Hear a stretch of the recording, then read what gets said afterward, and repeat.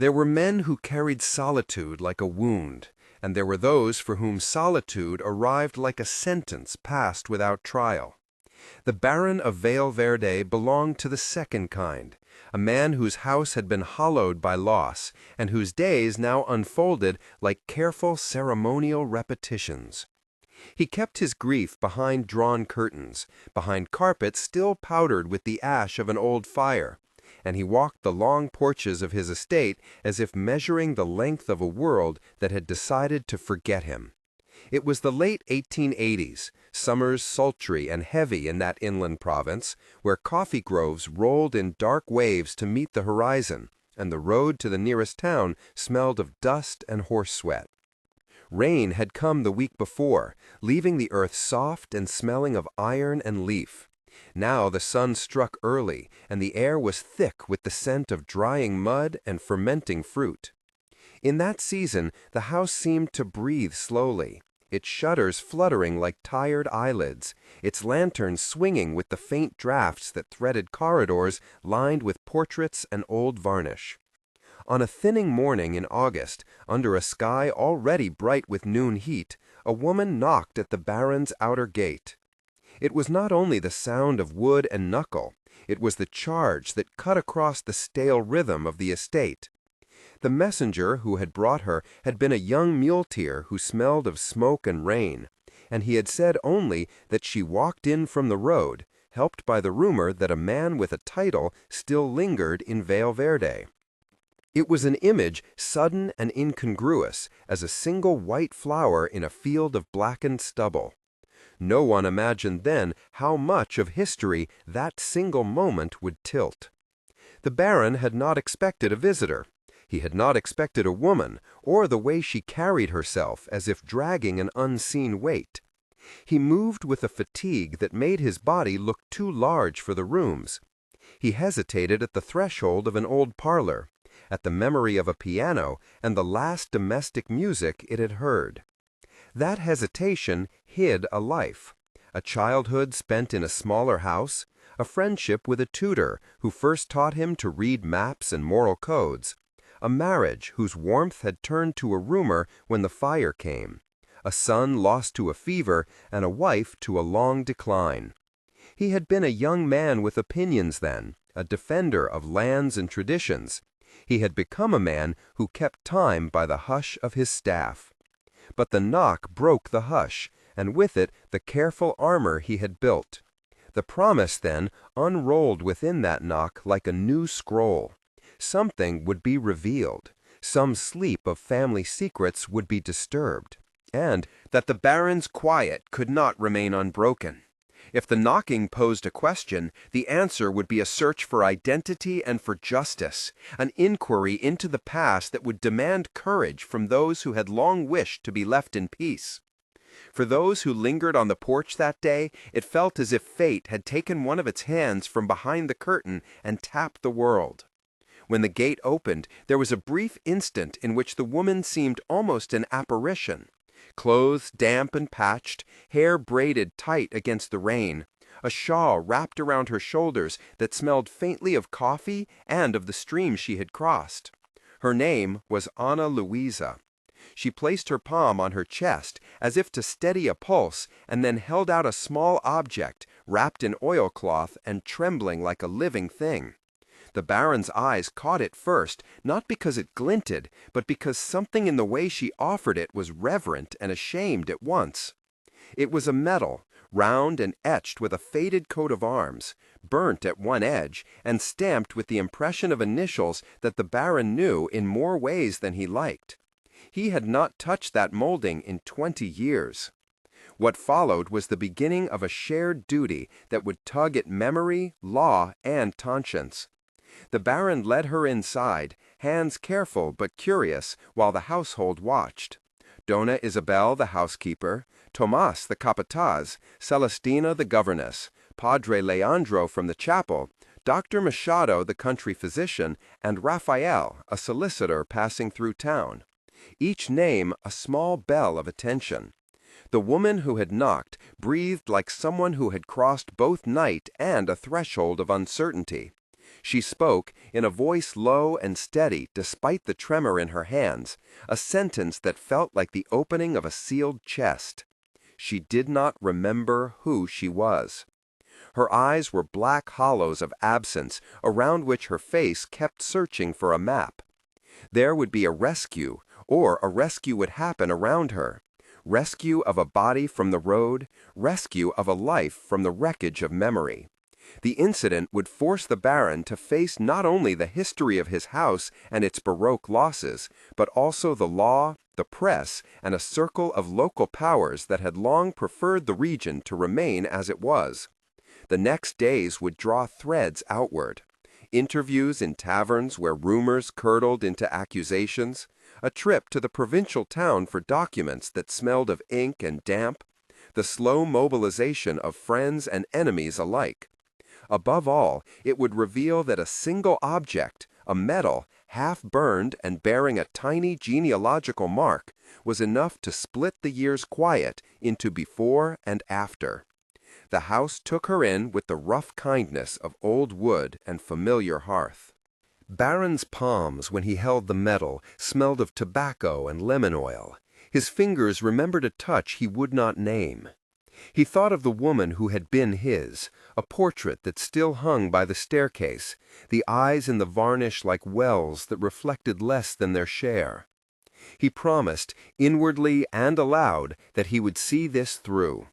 If the young woman on his parlor floor held pieces of a life that had vanished, he would be the hand that tried to reassemble them. He could not pretend that this was only compassion. The medal had a family crest he could not ignore. The law could not ignore it either. It is the kind of story that begs you to take sides. If you find yourself moved by fragile hope, by justice sought in rooms lit by kerosene, and by men who must choose between public reputation and private guilt, stay with this account. The journey that began with a knock would wind through rain-soaked roads and dusty archives, through whispered testimonies and the exposure of ancient debts. It would force the Baron to ask what he was willing to lose to learn the truth, and whether truth alone could ever set his house to rights. The woman was given a bed and a bowl of broth that tasted of faint chicken and a basil sprig so old it had lost its brightness. Dr. Machado examined her with a slow, methodical care. He noted bruises, a limp in one ankle, a faint smell of smoke in her hair, an absence of scar that otherwise might have marked identity. "She has the marks of a fall and of hunger," he said, his voice a neutral instrument. "Her mind is a surface, and the strokes have been wiped." He tested reflexes, wrapped compresses, and scribbled in his journal a diagnosis as if he were both doctor and census-taker. The house held its breath. The Baron's interior was like one of those long verandas. You could step far along it and still find only more wood and more shadow. Protagonist backstory unfolded in a quiet, deliberate sequence of recollections that the narrative would return to like a leitmotif. The Baron had been born to moderate means in a smaller estate nearby. His father had been a stern but fair man who taught him the value of labor and the burden of name. As a youth, he had learned to read ledgers by candlelight and to bargain with distant merchants by the slow, patient rhetoric of letters. Love had entered his life in the person of Mariana, a teacher of music whose laugh had been bright as chimes, and whose patience knit the household into a small, secret happiness. Together they had expanded the house, planted coffee, and dreamed of sending their son to the province capital for studies. Then a fever came that took the child, a fire that consumed the library, and finally a gradual wasting. That took Mariana. Grief hardened into routines. The Baron retreated into stewardship rather than joy. His public identity became that of a man who cared for his landlords and counted his days by the harvest. Yet beneath the ledger lines lay a tender shell, a heart that kept the piano bench empty in tribute, and the 2 nameplates on the family bench unread. Those memories were precise, textured, and edged with the particular smells of his life: book glue, lemon oil on wood, the faint sweetness of coffee beans drying in the sun. It made him both capable of tenderness and suspicious of strangers. He was not without enemies, but he had allies who remembered the warmth he once could summon. When the woman, Ana Luisa, regained a small shard of recognition and clung to it, it was the shape of a name, of a song hummed under the breath. She would say words that were more like fingerprints than sentences, and each would prompt a ripple of recollection in the Baron. She touched portraits as if testing for temperature, and traced carved initials on silverware as though asking whether things could speak. Celestina, the governess, came close and took Ana Luisa's hand with the measured affection of someone who had spent decades directing the small domestic rites of a house. Tomás, the capataz, watched from the corner as if seeing what business this might be to the fields. Donna Isabel kept the kitchen fires small and steady and brought fresh linen folded with the exact old fold. Padre Leandro offered words that were both promise and consolation. Each figure acted as a witness to the slow return of a fragment of personhood. The rescue on the road had itself been a small drama worthy of more than a single breath. It began with a muleteer, Joachim, who had insisted he saw a figure in the ditch past the chapel. He had stopped his cart, hands stained with tar and rope burn, and lifted the woman's head as if it were a child's burden. She smelled of smoke and something as bitter as old coffee. Her clothes were torn, and her skin bore an ember pattern where a fire had licked her sleeve.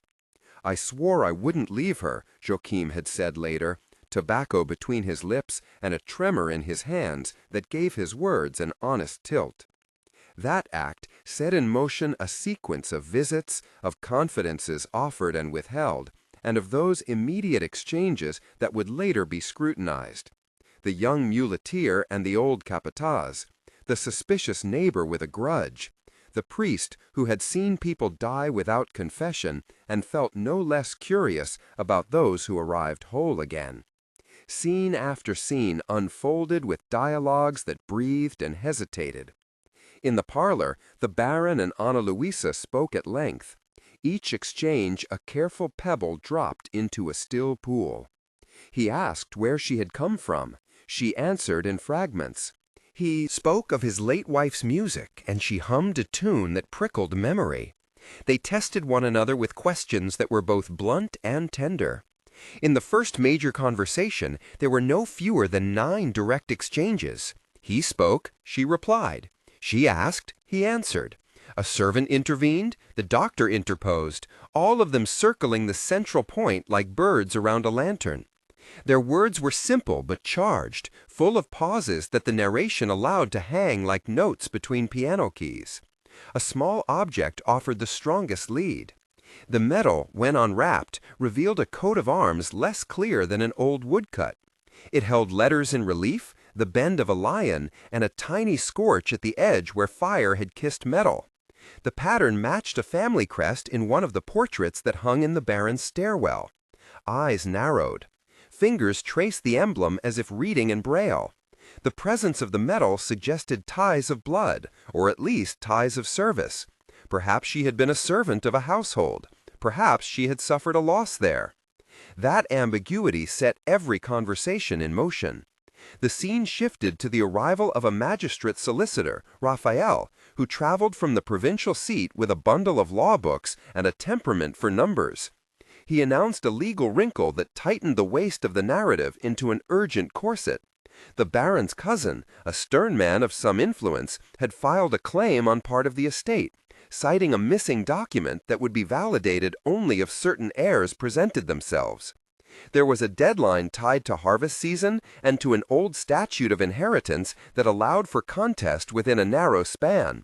Raphael's voice supplied dates and citations. His hands moved over papers as if arranging the air into arguments. The house had never in recent memory needed its papers. Now it did. The discovery of the medal and the possibility that the woman on the porch might be related to those claims introduced a time pressure that would alter every decision. In Petropolis, in a dim office lined with ledgers and the yellowed smell of bureaucratic ink, the Baron would go searching. The town was a place of close alleys, taverns where the air tasted of stew and blood, and notaries who kept records in precise, machine-like pen strokes. There he met Dona Matilde, a clerk who had seen births and deaths for 20 years, and who could read a baptismal script as other women read quilts. He questioned witnesses, exchanged coin for access, and sat for a long 2 days in smoke and heat while he waited for the registrar to find a brittle scrawl. The tavern where rumors spread was thick with sound. The thump of a hand on a table, a dirge of a fiddler, the tang of garlic, and the bitter note of dark rum. There the Baron had 8 or 10 exchanges. He learned that a man named Coronel Alves had been involved in a fire years ago and had been seen quarreling with a household servant.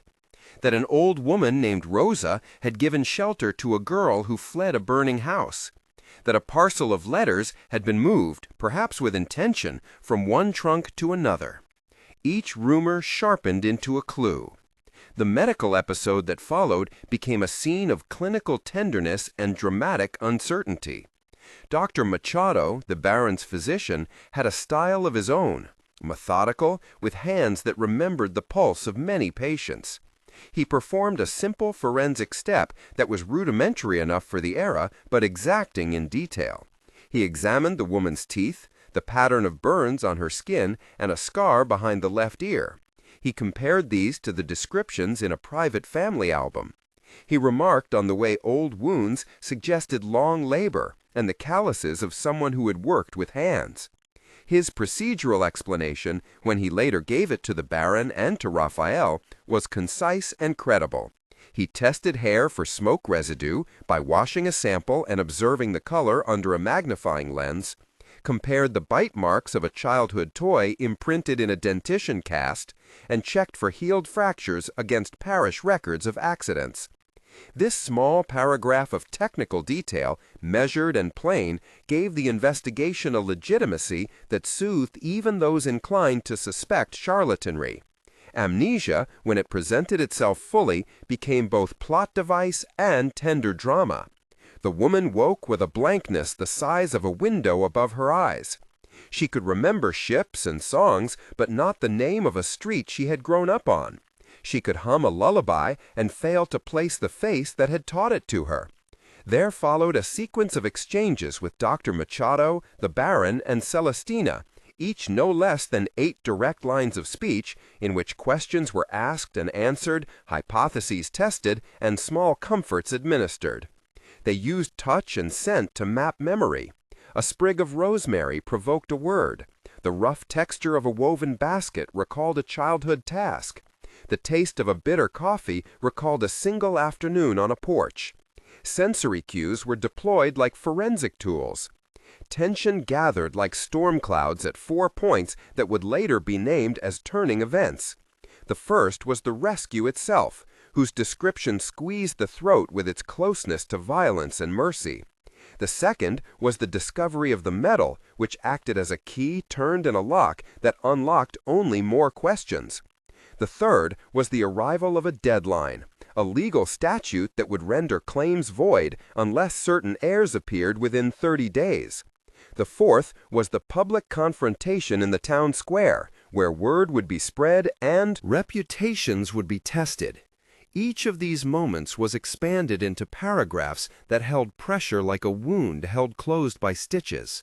In each case, the description ran fuller than a simple sentence. The narrative let the scene breathe and provided 2 to 3 paragraphs, each about 6 lines, that explored the physical sensations, the social fallout, and the emotional undertow. The Baron's cousin, Coronel Vicente Alves, emerged as a local antagonist whose power felt like a constant draft. He had been a landowner who managed his holdings with a military's economy. His lean face had the habit of slicing a room into right and wrong.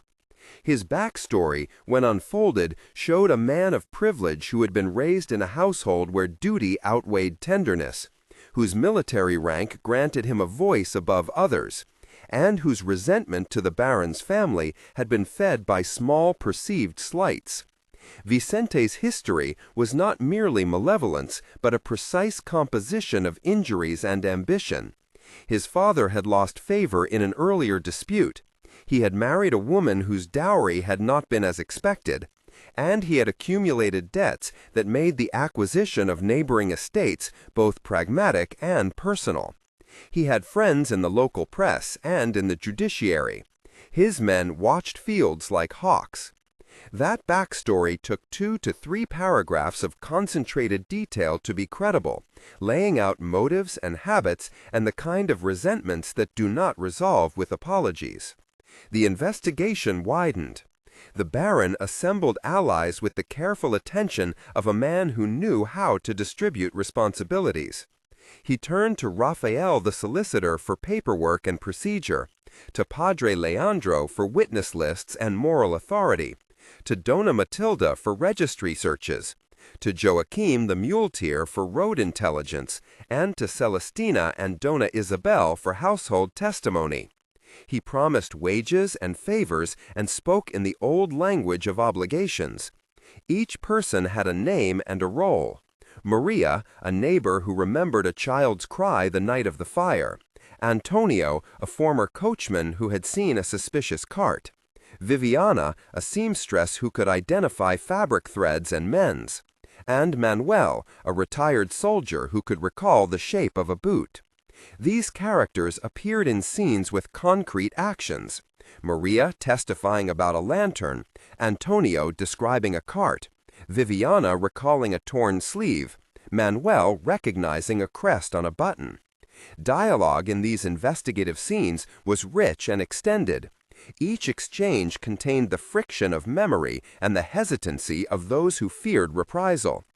The legal turn tightened like a vice. Raphael explained the process. A claim had to be lodged, affidavits prepared, and registries consulted.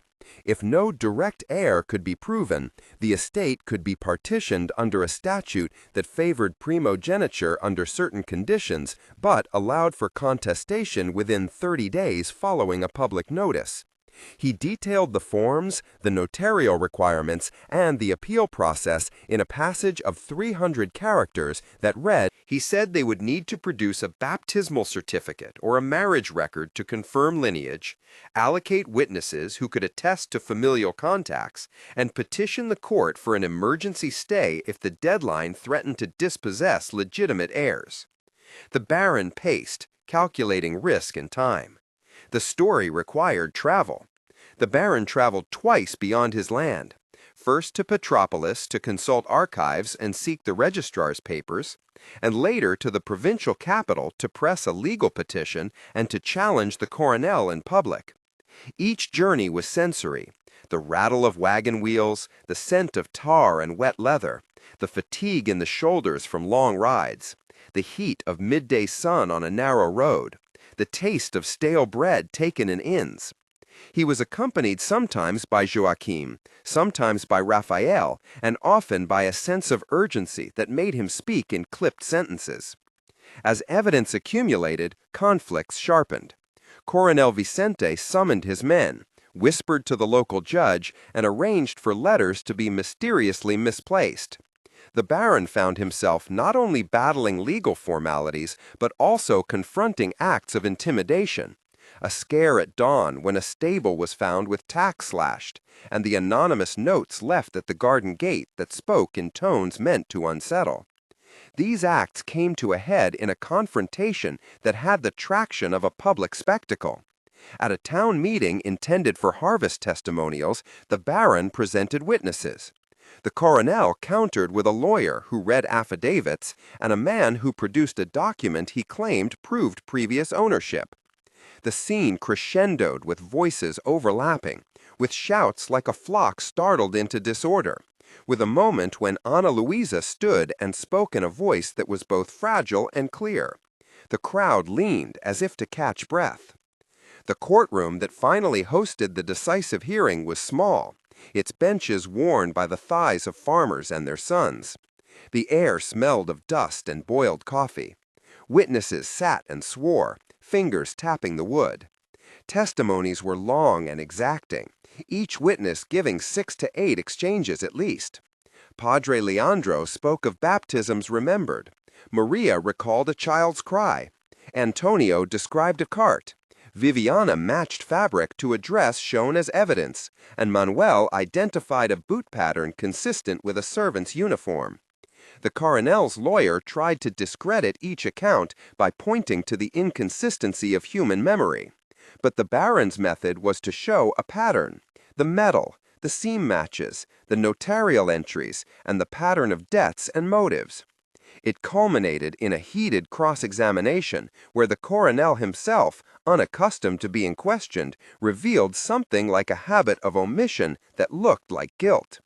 At the height of tension, an accusation was made public: that the coronel had arranged the removal of documents to pressure heirs into selling. The physical evidence was modest but telling: a trunk found in an abandoned shed containing letters and a sealed will fragment. The discovery was the kind of detail that satisfied the hunger for narrative justice. It was both small and conclusive enough to tip opinion. There followed a moment of confession from one of the coronel's men, a quiet man named Bento, who had a conscience still fermenting in him, who admitted to moving certain papers under orders. His admission was a small mercy and a rupture. It both absolved some suspicions and confirmed others. In the end, the judge ruled in favor of postponing distribution pending a full recount and ordered the coronel to account for the missing items. The house began to breathe differently. Repairs that had waited for permission were authorized. The coffee fields received renewed management. A small school, financed by a portion of the restored estate, opened in the former granary. The baron, whose grief had long been a silent presence, found himself engaged in reconstruction. He also found that gratitude could take the shape of a quiet affection. Ana Luisa, whose memory returned in measures, showed a particular tenderness toward the baron's old habits. She would set a cup by the piano and hum the same lullaby Mariana used to sing. Their relationship moved from the protected to the candid. They learned to share domestic tasks, to read aloud letters, and to laugh at the absurdity of a breakfast gone cold because the rooster had been misheard. Small intimacies formed. The way Ana Luisa placed sugar with a measured hand. The way the baron polished the same brass knob each evening as if making an offering.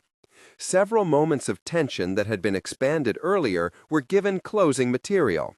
A nighttime raid on a storehouse that had been planned by the coronel's men was thwarted by Joachim and Manuel in a scene of near violence. Their struggle lasted long enough for the house to flinch and then for the law to step in. Another moment of tension came when a false letter purporting to be a confession by the baron's late father surfaced, an act seemingly designed to delegitimize the baron's claim. That too was unraveled when Viviana recognized the handwriting as a clerk's forgery, a small triumph of close observation over crafted deceit. Each of these scenes had 2 or 3 paragraphs dedicated to their unraveling, each approximately 500 to 600 characters, so the reader could feel the close pressure and the eventual release. The final confrontation was public and swift. It took place in the little municipal hall, where men who had once been friends sat with their chests tightened by decorum. The coronel, flushed and furious, tried one last stratagem. He accused the baron of forging evidence. The charge hung like a gauntlet. Raphael, steady and methodical, produced receipts, lodged affidavits, and brought forward witnesses who testified to the chain of custody of crucial papers. Ana Luisa, who by then had a measure of memory and an inward steadiness, spoke for herself. She recounted a memory, simple and human, a lullaby, a name, and the face of a woman who once folded linens in a house with a specific pattern of cracks on the hearth. Her voice cleared a path through the smog of legalese. The coronel had no further evidence. The town watched as a moral balance tipped. In that instant a hush fell, and then the judge declared that further inquiry would continue, but the immediate claim of the coronel was to be struck, and his influence diminished. In the aftermath, the coronel was forced to account for his actions. Bento's confession, combined with the physical items found in the shed and the notarial corrections produced by Raphael, led to a local reprimand and a temporary order removing the coronel's most important privileges. He was not jailed for long. Power of that kind tends to be messy in justice. But his prestige was damaged, and his maneuvers no longer enjoyed the same immunity. There remained personal repairs to be done. The Baron's house needed more than law could provide. It needed restoration of spirit. He and Ana Luisa walked the paths of the estate as the first cool rains returned. They planted a small patch of vegetables where a burned ruin had once stood. The piano was dragged from its shadow into a room with sun. Ana Luisa sat and played with a cautious hand. The Baron listened, and sometimes he cried, not from despair, but from the slow, measured easing of a long tension. There was a quiet promise that they would marry, not for inheritance, but because tenderness had returned in the ordinary acts of life. The epilogue followed in 3 measured times, each given space to show the long tale of choices and consequences. 1 month after the trial, the house had a new rhythm. Celestina taught children to read in a corner of the parlor, where once only petitions had been read aloud. Dona Isabel had arranged a permanent larder in which beans were portioned for the needy. The estate manager sent positive reports. Harvest had been spared when storms had threatened.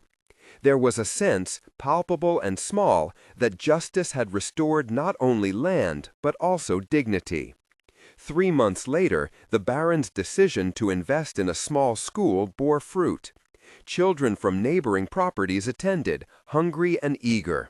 Ana Luisa taught music in the afternoons, and the sound of a small chorus rose where once there had been only silence. The coronel continued to grumble. His men were fewer, and his speech had lost the absolute tone it once held. The townsfolk, once cowed, moved freer in the market. 6 months hence, there was a modest ceremony in the estate's little chapel. It was not a grand affair for the papers. It was private, attended by witnesses who had carried the hard light of truth in their pockets. Padre Leandro spoke of repair and promise. The Baron and Ana Luisa exchanged vows that were simple and clear. The community applauded in a manner that pleased and surprised them. The school received a small endowment. The estate's ledger balanced, not only in accounts but in relationships. The Baron's solitude, once a heavy garment, had been set aside in favor of a daily work that welcomed laughter. If this tale moved you to reflect on justice and the slow reclamation of identity, share your thought below. If you were in the Baron's place and found a stranger at your gate, would you keep her secret and shelter her, or would you reveal her to the town and to the law? Respond now with a simple word: shelter or reveal. Your answers help shape stories we tell next. This community values perspective. Your voice matters and will be read with care. As you decide, remember that actions are never pure. They are always caught amongst consequences and debts and small, soft mercies. Now return to the tale and see how the man who had measured his life by ledger entries learned to count instead by music and by small daily mercies. The final chapters offered a gentle closure that married civic restoration with an intimate repair. The estate returned to productive stability. Some lands were reallocated to tenants with formalized rights. The local market thrummed with new trade, and a small cooperative of coffee growers, inaugurated by the Baron's initiative, promised a fairer share of profit for laborers who had once been invisible. The coronel's fall did not abolish inequality, but it announced that influence had limits, and that the community could, when it chose, assert them. The story left a clear, resonant image. Ana Luisa setting a teacup on the piano, fingers finding the chords with an ease that startled even her, and the Baron watching as a man reclaimed by small acts of tenderness. The medal, cleaned and placed in a drawer, no longer had the weight of accusation. It had become a relic of survival. The house no longer breathed the same exhausted air. The echoes of music had returned to its halls. Justice had been served in the narrow sense. Documents were restored, claims aborted, and the coronel publicly admonished.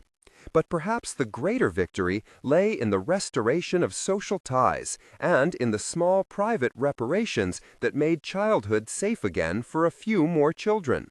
The final image was not a shout or a legal pronouncement, but a quiet table where bread was shared and laughter admitted itself like sun breaking through curtains. If you liked following this journey from a knock on a gate through to a small wedding and the slow mending of a community, subscribe to see more accounts where ordinary men and women wrestle with the past to shape their future.